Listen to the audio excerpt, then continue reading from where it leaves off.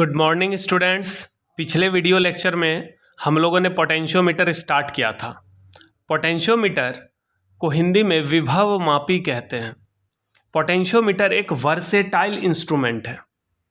Potentiometer एक versatile instrument है, सर्वतोमुखी उपकरण है। इसका बहुत सारा यूज़ है। एक यूज़ आपने पढ़ा था कि पोटेंशियोमीटर दो बिंदुओं के बीच का विभवांतर यानी पोटेंशियल डिफरेंस माप सकता है। दूसरा है कि दो सेल के ईएमएफ को ये कंपेयर कर सकता है यानी तुलना कर सकता है। तीसरा इसका यूज है किसी सेल का ईएमएफ आप निकाल सकते हैं। और चौथा है किसी सेल का इंटरनल रेसिस्टेंस निकाला जा सकता है। तो पोटेंशियोमीटर से किसी सेल का ईएमएफ भी निकाल सकते हैं, किसी सेल का इंटरनल रेसिस्टेंस भी निकाल सकते हैं, दो अलग अलग सेल के ईएमएफ का रेशियो निकाल सकते हैं यानी उसको तुलना कर सकते हैं, और दो पॉइंट के बीच का पोटेंशियल डिफरेंस निकाल सकते हैं। पिछले क्लास में हम लोगों ने दो सेल के ईएमएफ को कंपेयर करना सीखा था पोटेंशियोमीटर के हेल्प से। उसमें हमने टू वे की का इस्तेमाल किया था। उसके बाद अगर एक सेल का ईएमएफ पता हो तो दूसरे सेल का ईएमएफ निकल जाएगा। तो इस तरह से किसी सेल का ईएमएफ भी निकाल सकते हैं। आज हम लोग सीखेंगे कि किसी सेल का इंटरनल रेसिस्टेंस कैसे निकाला जाए। पोटेंशियोमीटर के हेल्प से किसी बैटरी का या किसी सेल का इंटरनल रेसिस्टेंस कैसे निकालेंगे, तो आज हम लोग ये सीखेंगे।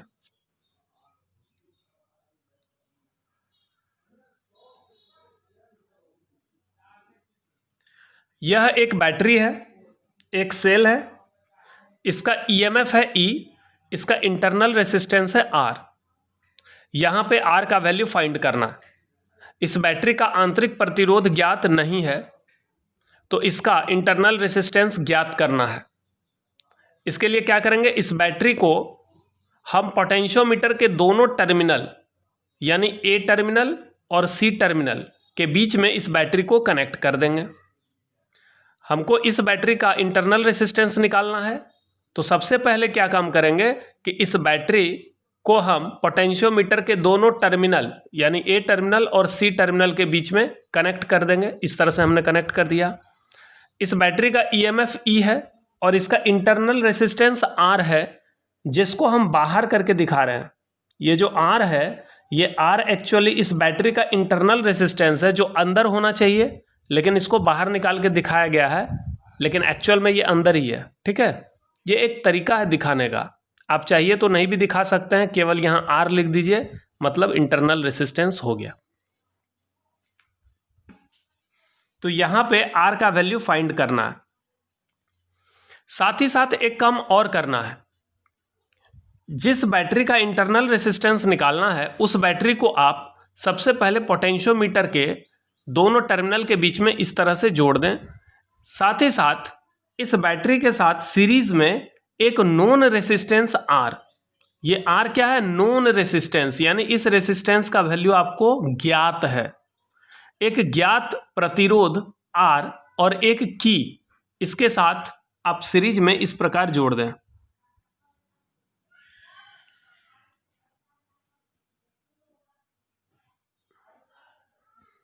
ये की हो गया और ये हो गया नॉन रेसिस्टेंस R। तो यहां पर क्या काम करना है, पहले स्टेप में जिस बैटरी का इंटरनल रेसिस्टेंस निकालना है, ध्यान से सुनिएगा। पोटेंशियोमीटर के हेल्प से किसी बैटरी का इंटरनल रेसिस्टेंस कैसे निकालेंगे, तो सबसे पहला काम ये करना है कि जिस बैटरी का इंटरनल रेसिस्टेंस निकालना है उसको पोटेंशियोमीटर के दोनों टर्मिनल के बीच में इस तरह से जोड़ दीजिए। ये बैटरी कनेक्ट हो गया। ठीक है, साथ ही साथ इस बैटरी के साथ सीरीज में एक नॉन रेसिस्टेंस R और एक की भी कनेक्ट कर दीजिए। यानी यहाँ पर तीन चीज कनेक्ट करना है। जिस बैटरी का इंटरनल रेसिस्टेंस निकालना है उसको कनेक्ट करना है, उस बैटरी के साथ सीरीज में एक नॉन रेसिस्टेंस और एक की इस तरह से कनेक्ट करना है। कनेक्शन पूरा हो गया। अब देखिए करना क्या है। पहले स्टेप में क्या करना है कि इस चाबी को खुला रखना है, इस की को, ये ऊपर वाले की को ओपन रखना है। और ध्यान दीजिए ये जो नीचे वाला की है स्टैंडर्ड सेल वाले में, ये की हमेशा क्लोज रहता है। ये नीचे वाला चाबी हमेशा क्या रहेगा? Closed, always closed. ताकि सर्किट पूरा रहे।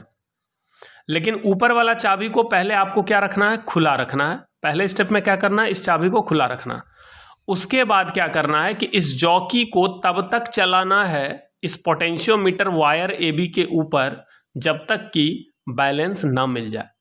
ठीक है, सबसे पहले क्या किए हम लोगों ने, बैटरी को कनेक्ट किया, बैटरी के साथ साथ एक नॉन रेसिस्टर R और एक की, ये कनेक्ट करके कनेक्शन पूरा हो गया। अब चलिए पहले क्या करेंगे, इस चाबी को खुला रखेंगे। एक्सपेरिमेंट स्टार्ट करते हैं। इस चाबी को क्या करेंगे, खुला रखेंगे। खुला रखते हुए क्या करेंगे, फिर जॉकी को तब तक चलाएंगे जब तक बैलेंस ना मिल जाए। मान लेते हैं बैलेंस कहाँ मिला, N1 पे। अब देखिए इस डायग्राम में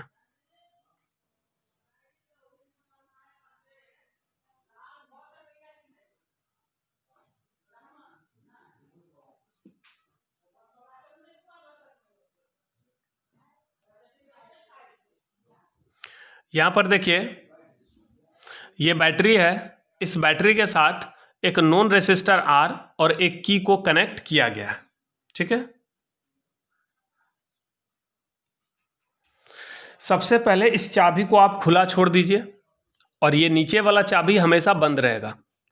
ऊपर वाला की खुला छोड़ते हुए आपको इस जॉकी को तब तक चलाना है जब तक कि बैलेंस ना मिल जाए, यानी गैल्वेनोमीटर के निडल का डिफ्लेक्शन 0 ना हो जाए।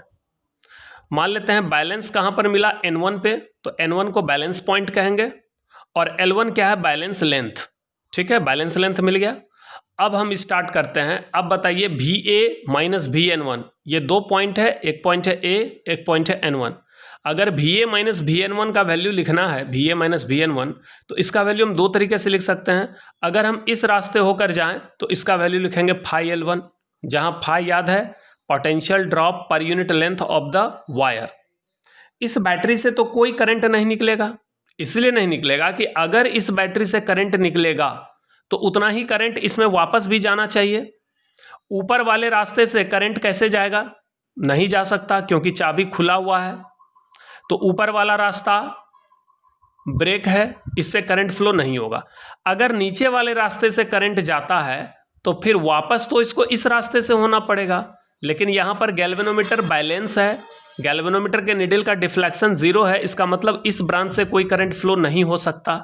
इसका मतलब इस बैटरी से कोई करंट निकल ही नहीं रहा है। सिंपल सा बात है, अगर इस बैटरी से आप कहते हैं कि 5 एम्पीयर का करंट निकला, तो इससे निकला 5 एम्पीयर का करंट तो ऊपर से भी नहीं जा सकता और इधर से भी नहीं जा सकता, क्योंकि गैल्वेनोमीटर के निडल का डिफ्लेक्शन 0 है। अगर इधर से जाएगा तो फिर तो वापस इसको इधर से होना पड़ेगा, लेकिन हम पहले बोल रहे हैं कि इधर से करंट वापस नहीं हो सकता, तो करंट वापस किधर से होगा, हो ही नहीं सकता। इसलिए बैटरी से कोई करंट नहीं निकलेगा। हाँ, ये वाला जो स्टैंडर्ड सेल है इससे करंट फ्लो होगा और वो कुछ इस तरह से फ्लो होगा। ठीक है, और जैसे ही करंट फ्लो होगा तो पॉइंट ए से लगातार क्या होगा, वोल्टेज घटना शुरू हो जाएगा। इसीलिए क्योंकि ये जो पोटेंशियोमीटर वायर है, इस वायर में रेसिस्टेंस होता है, जिसके वजह से लगातार वोल्टेज घटते जाता है। तो चूंकि यहां से यहां तक का लेंथ L1 है और potential drop per unit length phi है, यानी 1 सेंटीमीटर लंबाई पर कितना वोल्टेज घट रहा है, फाई, तो L1 सेंटीमीटर पे कितना वोल्टेज घट जाएगा, फाई L1। तो इतना पोटेंशियल ड्रॉप हो गया इस पार्ट में, तो VA माइनस VN1 का वैल्यू इस वाले रास्ते से क्या मिल गया, फाई L1। अगर हम VA माइनस VN1 का वैल्यू इस वाले रास्ते से निकालें तो क्या मिलेगा, जरा सोच के देखिए। सबसे पहले बैटरी मिला जिसका पॉजिटिव टर्मिनल आगे है, तो हम E लिखेंगे। इसमें तो कोई करंट फ्लो नहीं हो रहा है, तो यह कोई वोल्टेज नहीं खाएगा। इसमें भी करंट फ्लो नहीं हो रहा है, तो यह भी कोई वोल्टेज नहीं खाएगा। तो इस वाले रास्ते से आप देख सकते हैं कि ना तो ये रेसिस्टेंस कोई वोल्टेज खाएगा, ना ये रेसिस्टेंस कोई वोल्टेज खाएगा, क्योंकि करंट इसमें फ्लो हो ही नहीं रहा। तो केवल क्या लिखेंगे, E, VA माइनस VN1। अगर इस रास्ते से हम A से N1 तक जाएं तो VA माइनस VN1 का वैल्यू क्या मिलेगा, E। तो E बराबर फाई L1। क्लियर है, तो E बराबर फाई L1, ये आपका इक्वेशन 1 हो गया।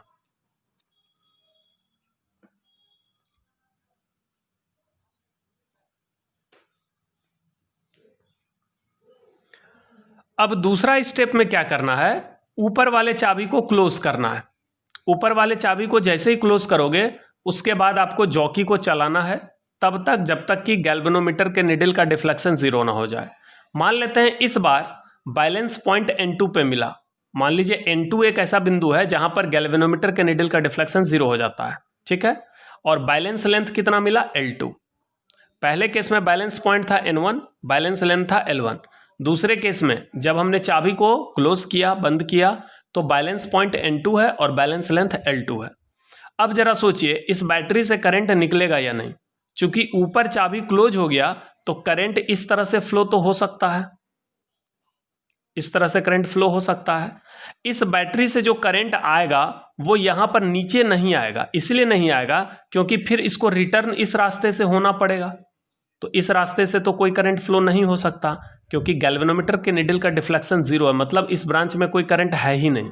तो जब इधर कोई करंट नहीं है तो इधर भी कोई करंट नहीं होगा। इसका मतलब इस बैटरी का करंट ऊपर वाले सर्किट में फ्लो हो रहा है, ध्यान से देखिएगा। और इस बैटरी का जो करंट होगा वो नीचे वाले सर्किट में फ्लो होगा। इस ब्रांच में कोई करंट नहीं होगा, इस पॉइंट से इस पॉइंट के बीच कोई करंट नहीं होगा। उसी प्रकार इस पॉइंट से इस पॉइंट के बीच कोई करंट नहीं होगा। ऊपर वाले सर्किट में करंट होगा, ठीक है, और नीचे वाले सर्किट में भी करंट होगा। तो नीचे वाले सर्किट में जब करंट फ्लो होगा तो यहां से यहां तक लगातार वोल्टेज घटते जाएगा। तो VA माइनस VN2 इसका वैल्यू φL2 के बराबर होगा। जैसे यहां पर VA माइनस VN1 का वैल्यू φL1 के बराबर हुआ, उसी तरह से यहां पर VA माइनस VN2 का वैल्यू φL2 के बराबर होगा। ठीक है,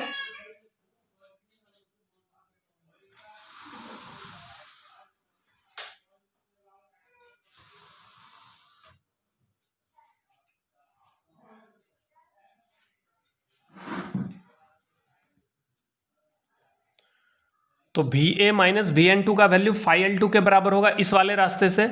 लेकिन अगर हम इस वाले रास्ते से जाएं तब बताइए VA माइनस VN2 का वैल्यू कितना होगा। ध्यान से देखिएगा, हम A से चलना स्टार्ट करते हैं और N2 पे जाना है और रास्ता आपका ये वाला है। ठीक है, जब इस वाले रास्ते से जाते हैं तो सबसे पहले बैटरी का पॉजिटिव टर्मिनल आ गया तो हम लिखेंगे +E। उसके बाद इससे I एम्पियर का करंट फ्लो हो रहा है। ये जो करंट फ्लो हो रहा है इस तरह से करंट फ्लो हो रहा है, तो इस वाले रेसिस्टर से करंट फ्लो हो रहा है I एम्पियर का। तो यह कितना वोल्ट खाएगा IR। लेकिन करंट इधर आ रहा है और हम जा किधर रहे इधर, तो क्या लिखेंगे E माइनस IR। लेकिन इस वाले ब्रांच में कोई करंट नहीं है इसलिए ये कोई वोल्टेज नहीं खाएगा। तो इस तरह से VA माइनस VN2 का वैल्यू इस वाले रास्ते से कितना आ गया E माइनस IR। लेकिन अगर VA माइनस VN2 का वैल्यू ऊपर वाले रास्ते से देखा जाए तो कितना आएगा जरा देखो। हम चलते हैं A से, चलते गए सबसे पहले क्या मिल गया, रेसिस्टर कितना वोल्टेज खाएगा I इंटू R। इसका वैल्यू, इसका साइन प्लस होगा क्योंकि अलोंग द करंट जा रहे हैं, IR होगा। फिर आते गए ये तो कोई वोल्ट नहीं खा रहा है, N2 पे पहुंच गए। इसका मतलब VA माइनस VN2 का वैल्यू 3 तरीके से निकाल सकते हैं, एक इस वाले रास्ते से, एक इस वाले रास्ते से और एक ऊपर वाले रास्ते से। 3 रास्ते से हम A से N2 पर पहुंच सकते हैं। अगर आपको A से N2 पे पहुंचना है तो यहां पर 3 रास्ता है। इस वाले रास्ते से VA माइनस VN2 का वैल्यू φL2 होगा, इस वाले रास्ते से VA माइनस VN2 का वैल्यू E माइनस IR होगा और सबसे ऊपर वाले रास्ते से प्लस IR होगा। प्लस IR इसलिए होगा क्योंकि करंट के अलोंग जा रहे हैं। तो यहां पर देखिए VA माइनस VN2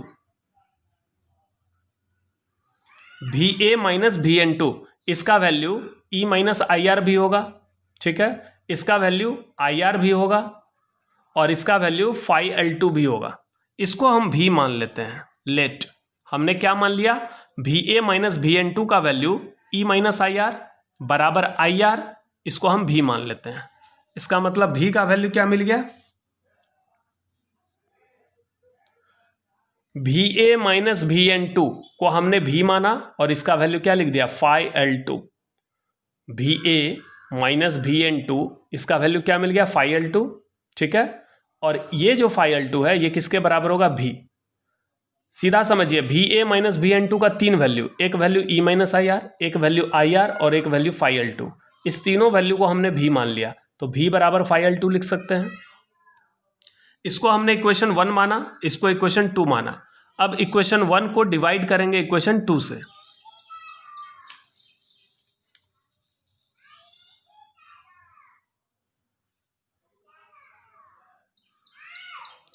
जब इक्वेशन 1 को डिवाइड करिएगा इक्वेशन 2 से तो क्या मिलेगा देखिए, इक्वेशन 1 का LHS है E और RHS है phi L1, इक्वेशन 2 का LHS है V और RHS है phi L2। तो दोनों के LHS को पहले डिवाइड करो, यहाँ LHS है E और यहाँ पर LHS है V, तो लिखेंगे E बाई V बराबर RHS है phi L1, यहाँ पे RHS है phi L2, phi L1 by phi L2, phi cancel हो गया। अब चूंकि V का value E minus I R भी है और आई आर भी है, यहाँ पर देखिए V का value E minus I R भी है और आई आर भी है, तो यहाँ से इस माइनस आई आर को अगर हम इधर शिफ्ट कर दें तो E का value I R plus I R होगा, यानी बैटरी का EMF इस दोनों रेसिस्टर के बीच में बट गया है। तो ये E का वैल्यू हम यहाँ पे I R plus I R लिखते हैं और V के जगह हम क्या लिखते हैं, V का हम ये वाला वैल्यू लिखते हैं आई आर, V का ये वैल्यू ले लिए आई आर बराबर L1 बाई L2। अब इसको सॉल्व करना है, I कॉमन ले लेंगे, R plus R by I R L1 by L2, I cancel हो गया। अब क्या करते हैं, क्रॉस मल्टीप्लाई करते हैं, क्रॉस मल्टीप्लाई करिए, RL2 प्लस RL2 बराबर RL1।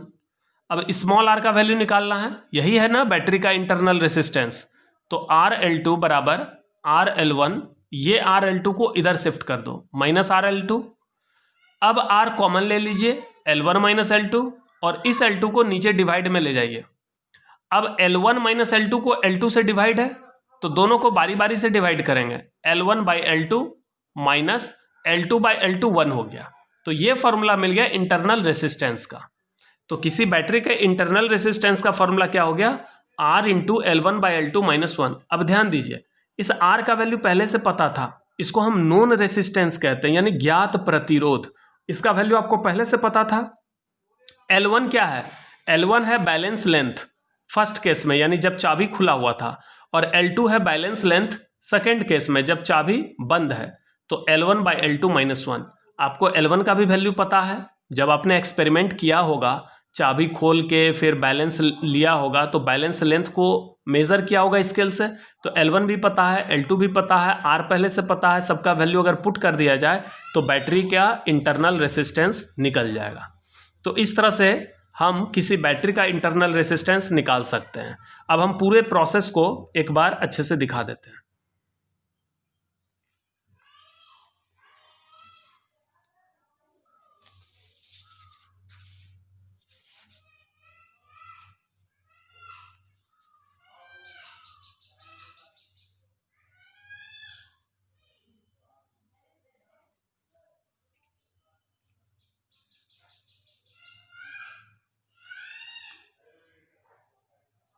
देखिए हेडिंग क्या है, measurement of internal resistance of a cell.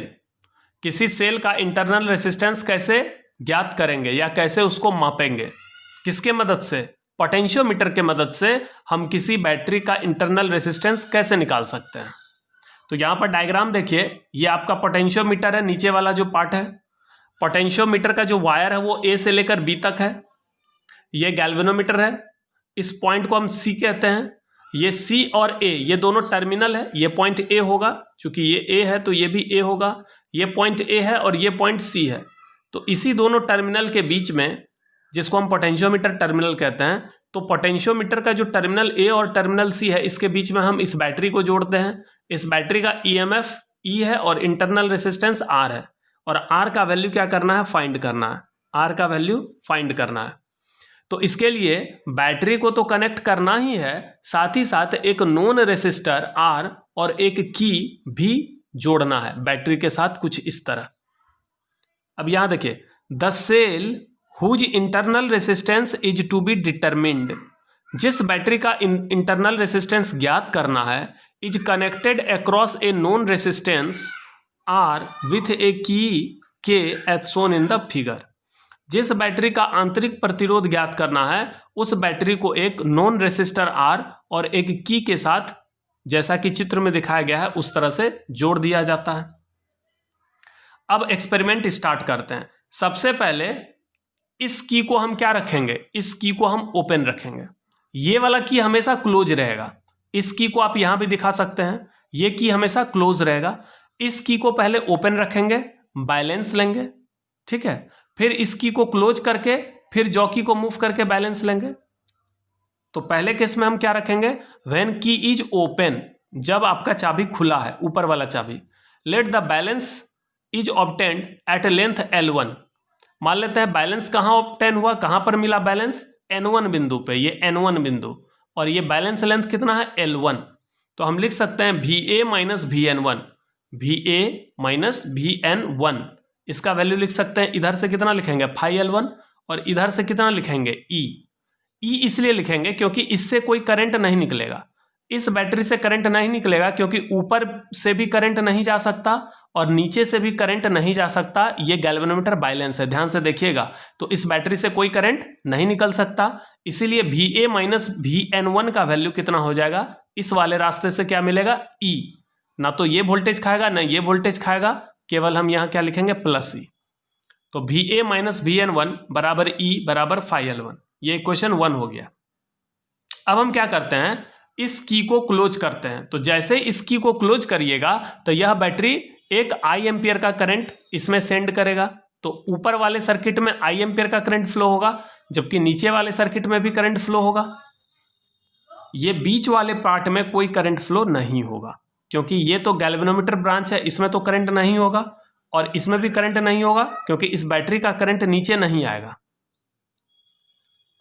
When key is closed, जब चाबी को बंद किया जाता है, then cell sends a current I through the resistance R। तब जो है बैटरी क्या करता है, रेसिस्टेंस R से I करंट सेंड करता है। Let balance is obtained at length L2। मान लेते हैं बैलेंस इस बार N2 पॉइंट पे मिला और बैलेंस लेंथ L2 है, तो हम लिख सकते हैं VA माइनस VN2 का वैल्यू फाई L2 तो लिखेंगे ही, और इसको हम V मान लेते हैं, ठीक है, इक्वेशन 2।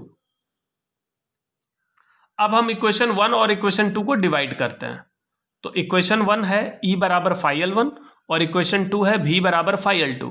दोनों को डिवाइड करिए तो E बाई V बराबर phi L1 by phi L2, phi phi cancel हो गया तो क्या बचेगा L1 बाई L2। अब आगे देखिए,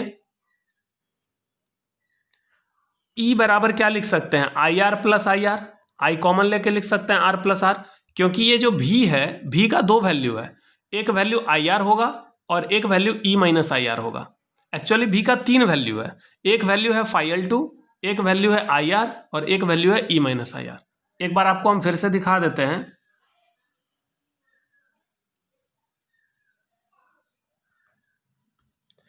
ये पॉइंट A है और ये पॉइंट है N2, ये पॉइंट क्या है N2 और ये बैलेंस लेंथ है L2। तो VA माइनस VN2 का वैल्यू इस वाले रास्ते से फाई L2 आएगा, इस वाले रास्ते से E माइनस IR आएगा, क्योंकि इस ब्रांच में करंट फ्लो हो रहा है, हम जा रहे हैं इधर और करंट फ्लो हो रहा है इधर, तो यहाँ पर EMF का साइन प्लस ही लेंगे क्योंकि पहले पॉजिटिव प्लेट मिला। फिर ये माइनस IR होगा क्योंकि करंट के अपोजिट जा रहे हैं और इसमें तो कोई करंट है नहीं, तो ये वोल्टेज नहीं खाएगा। तो इस वाले रास्ते से E माइनस IR होगा और ऊपर वाले रास्ते से plus I into capital R, ये IR होगा, ठीक है। तो इस तरह से VA माइनस VN2 को हमने मान लिया V, VA माइनस VN2 को क्या मान लिया V, और इस V का तीन वैल्यू है, एक वैल्यू है फाई L2 और एक वैल्यू है IR यहाँ पे लिखा हुआ है और एक वैल्यू है E माइनस IR। अब इस वाले इक्वेशन से ये माइनस IR को अगर इधर शिफ्ट कर दें तो E बराबर मिल जाएगा IR प्लस IR, यानी ये मिलेगा। तो E के जगह हमने लिख दिया IR प्लस IR, नीचे V के जगह IR, V का वैल्यू IR होगा बराबर L1 बाई L2। I और I क्या हो गया कैंसिल, I और I हो गया कैंसिल। अब इसको सॉल्व कर लीजिए, क्रॉस मल्टीप्लाई करिए, R plus R by R equal to L1 by L2। तो यहाँ से मिल जाएगा RL2 प्लस RL2 बराबर RL1। स्मॉल r का वैल्यू निकालना है, इसको एक तरफ रखो, बाकी इसको इधर शिफ्ट कर दो, R कॉमन ले लो, L1 माइनस L2, ये L2 नीचे डिवाइड में जाएगा तो L1 बाई L2 माइनस 1। ये फॉर्मूला आपका आ गया इंटरनल रेसिस्टेंस का। इसमें जब हम R, L1 और L2 तीनों का वैल्यू पुट करेंगे तो इंटरनल रेसिस्टेंस निकल जाएगा। So we can find the internal resistance of the cell. तो इस तरह से L1 का, L2 का और R का मान रखने पर स्मॉल r का वैल्यू निकल जाएगा।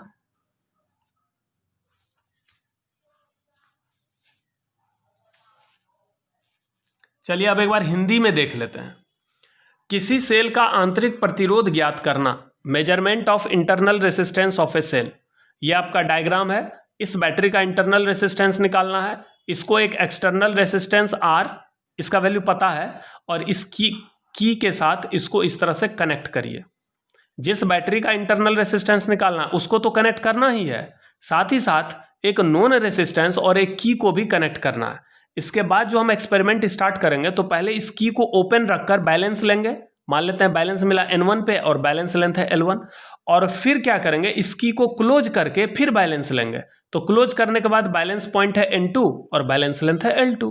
बस इतना सही काम करना है। जिस सेल का आंतरिक प्रतिरोध ज्ञात करना है उसे एक ज्ञात प्रतिरोधक R के साथ यानी R के आड़े यानी अक्रॉस एक कुंजी K से जोड़ते हैं, जैसा चित्र में दिखाया गया। जिस बैटरी का आंतरिक प्रतिरोध ज्ञात करना है उस बैटरी को एक ज्ञात प्रतिरोधक R और एक की के साथ इस तरह जोड़ दिया जाता है। जब कुंजी खुला रहता है यानी जब की ओपन रहता है तब माना बैलेंस L1 लंबाई पर प्राप्त होता है और बैलेंस कहाँ मिला, N1 पे। तो VA माइनस VN का वैल्यू E बराबर फाई L1, इसको इक्वेशन 1 कहते हैं। जब चाबी बंद किया जाता है यानी कुंजी बंद कर दिया जाता है तब सेल E प्रतिरोध R से I धारा प्रवाहित करती है। जैसे ही आप चाबी को क्लोज करिएगा, इस चाबी को जैसे क्लोज करिएगा तो यह बैटरी E क्या करेगा, एक I एम्पियर का करंट सप्लाई करेगा इस वाले सर्किट में, यानी यह बैटरी I एम्पियर का करंट प्रवाहित करेगा इस रेसिस्टर R में।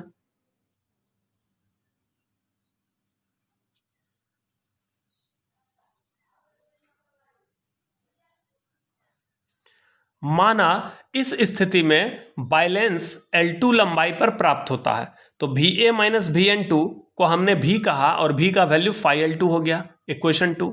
अब हम इक्वेशन 1 और इक्वेशन 2 को डिवाइड करेंगे तो E बाई V, इसका LHS और इसका LHS, E बाई V बराबर phi L1 by phi L2, phi phi cancel हो जाएगा। यहाँ पर क्या लिखेंगे, phi L1 by phi L2, phi और फाई हो गया कैंसिल। इसके बाद तो कैलकुलेशन है।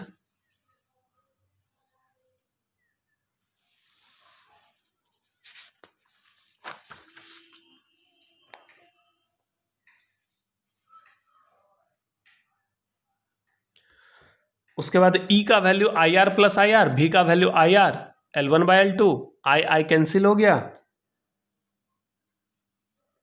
यहां से क्रॉस मल्टीप्लाई करके सॉल्व कर लीजिए, स्मॉल r का वैल्यू मिल गया।